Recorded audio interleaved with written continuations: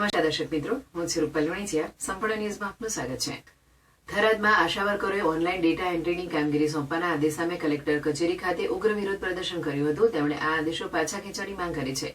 જો માંગણી નહીં સંતોષાય તો હોમ બેઝડ ન્યૂબોર્ન કેર અને home based care for young child જેવી કામગીરી બંધ કરવાની ચીમકી ઉચ્ચારી છે. આશા વર્કરોએ જણાવ્યું છે કે તેઓ વર્ષોથી ગુજરાતને પોલિયો મુક્ત બનાવવામાં, કુપોષણ ઘટાડવામાં, માતા અને બાળ મૃત્યુદર રોકવામાં તેમજ કોરોના જેવી મહામારીમાં જીવના જોખમે સેવા આપી રહ્યા છે. તેમ છતાં તેમને લઘુત્તમ વેતન આપવાને બદલે નજીવું ઇન્સેન્ટિવ ચૂકવાય છે. આરોગ્ય વિભાગનો મોટાભાગનો બોજ તેમના પર નાખવામાં આવે છે, જેનાથી તેમના પારિવારિક જીવન પર પણ અસર થાય છે.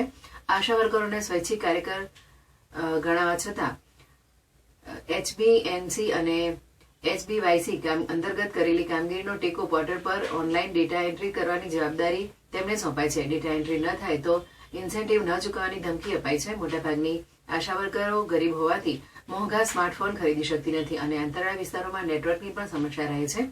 આશા વર્કરોએ દલીલ કરે છે કે ડેટા એન્ટ્રીની જવાબદારી સોંપવાથી કામનું ભારણ વધશે, જેનાથી જનતાના આરોગ્યને લગતી અન્ય કામગીરી સમયસર પૂર્ણ નહીં થાય.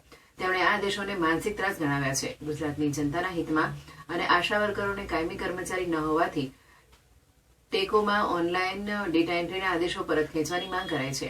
આશા વર્કરોએ ચેતવણી આપી છે કે જો તેમની માંગણીઓ સ્વીકારવામાં નહીં આવે અને આદેશો પાછા ખેંચવામાં નહીં આવે તો તેઓ HBNC અને HBYCની કામગીરી બંધ કરશે. બાળકોના આરોગ્યને થતા નુકસાનની સંપૂર્ણ જવાબદારી સરકારની રહેશે. વાવ થરાદ જિલ્લાના વિવિધ તાલુકાઓમાંથી આજરોજ મોટી સંખ્યામાં આશા વર્કરો થરાદ ખાતે એકત્રિત થઈ બેઠક યોજી હતી. જિલ્લાની આશા વર્કર બહેનોએ પોસ્ટ ઓફિસ ખાતે મુખ્યમંત્રીને સંબંધિત પત્ર લખ્યો હતો અને તેના બાદ જિલ્લા કલેક્ટર કચેરી ખાતે પહોંચી હતી, જ્યાં નારા લગાવી રજૂઆત કરી હતી.